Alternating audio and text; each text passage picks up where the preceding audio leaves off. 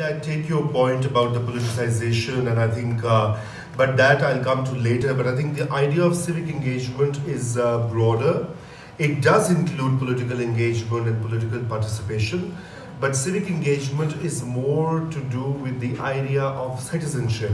How do we create better, well-informed, ethical citizens who would leave, let's say, this campus and go out in the real world? Because for how many years you are a student or you're learning something, you are kind of isolated from the real world. I mean, you have your exams and maybe you'll do some volunteerism as you all raise your hands. But when you go out in the real world, when you become doctors or other, whoever is following nurses or other professions, you would be dealing with real people, real society, real structures, complications, bad people. And how do you navigate that life? And that is why civic engagement and civic learning is so important. When in the 80s, I was in junior school, and the thing is that the subject of civics gradually was removed from our curriculum.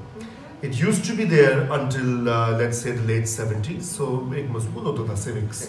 उसमें students were taught how to become good citizens, how to participate in national life, how to give, how to contribute, as many ways our professor has laid out. But that's gone, and sadly, and we have to say that it was replaced by these two subjects which are now mandatory: Pakistan Studies and Islamiyat. For doctors, engineers, everybody has to do that until BA.